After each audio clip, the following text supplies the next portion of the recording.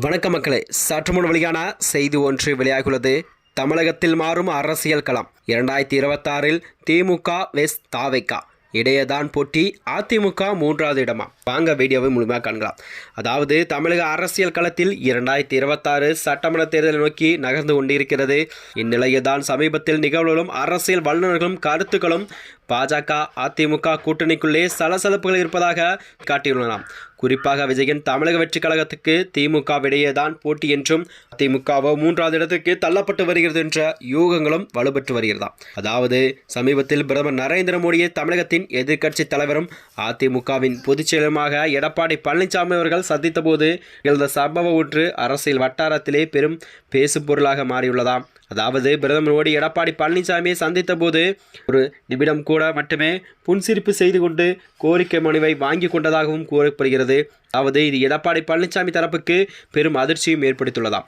பிரதமரின் இந்த அணுகுமுறை அதிமுகவின் தலைமை மீதான மத்திய பாஜக நிலைப்பாட்டில் மாற்றம் ஏற்பட்டு இருக்கிறதா என்ற கேள்வியும் எழுகிறதாம். அதாவது இந்த அதிர்ச்சியும் தங்களுக்கு ஏற்பட்ட அவமதிப்பையும் மறைப்பதற்காக எடப்பாடி தரப்பினர் பன்னீர்செல்வம் பிரதமரை சந்திக்க நேரம் கேட்டும் அவருக்கு ஒதுக்கப்படவில்லை. பிரதமர் அதை மறுத்துவிட்டதாகவும் ஒரு பிரச்சனையை கிளப்பி வருவதாகவும் அரசியல் வல்லுநர்கள் குற்றம் சாட்டுகின்றனர். இதன் மூலம் தங்கள் தரப்புக்கு நேர்மை அவமானத்தை திசை திருப்பும் வகையில் எடப்பாடி தரப்பு முயல்வதாக கூறப்படுகிறது. பன்னீர்செல்வம் தனக்கு அவமதிப்பு ஏற்பட்டாலும் கூட உடனடியாக பாஜக எதிரான ஒரு நிலைப்பாட்டை எடுக்க மாட்டார் என்பதுதான் அரசியல் வட்டாரத்தின் கணிப்பாகும். இருப்பினும் தொடர்ந்து இதேபோன்ற அவமதிப்பு ஏற்பட்டால் அவர் அத்தகைய ஒரு முடிவை கண்டிப்பாக எடுக்க ஆச்சரியப்படுவதில்லை என்றும் கூறப்படுகிறதாம். ஓபிஎஸ் தரப்பு பாஜக கூட்டணியில் தனது இருப்பை உறுதிப்படுத்துவதை தொடர்ந்து முயற்சி வருகிறது. ஆனால் தமிழக அரசியல் களம் தற்போது கொஞ்சம் கொஞ்சமாக திமுக மற்றும் தமிழக வெற்றி கழகம் இடையே மாறி வருவதாக அரசியல் வல்லுநர்களும் கருத்துக்கள் தெரிவிக்கின்றனர்.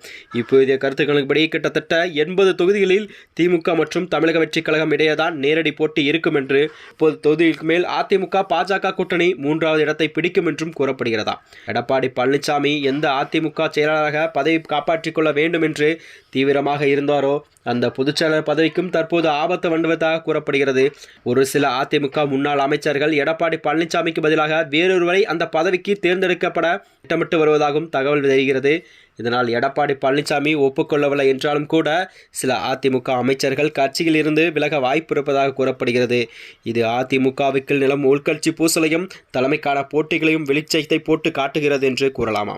இதனால் ஒன்றுபட்ட அதிமுக இல்லாவிட்டால், ஒன்றுபட பாமக இல்லாவிட்டாலும் கூட, அதிமுக கூட்டணியில் தேமுதிக இல்லாவிட்டாலும் அதிமுக பாஜக கூட்டணி அண்ணாமலை முழு மனதுடன் பிரச்சாரத்துக்கு வர ஒப்புக்கொள்ளாவிட்டால் களமானது திமுக மற்றும் தமிழக வெற்றி கழகம் இடையே இருக்கும் என்றும், வருகின்ற 2026 சட்டமன்ற தேர்தலில் கண்டிப்பாக திமுக வெஸ் தாவேகா இரு கட்சிகளிடையே தான் கடுமையான போட்டி நிலவும் என்றும் மக்கள் பார்வையாக அது மட்டுமின்றி மொத்தத்தில் 2026 தமிழக சட்டமன்ற தேர்தல் ஒரு பல புதிய திருப்ப முனைகளையும் வியூகங்களையும் மாற்ற காணும் அரசியலாக எதிர்பார்க்கப்படுகிறது என்று காணலாமா.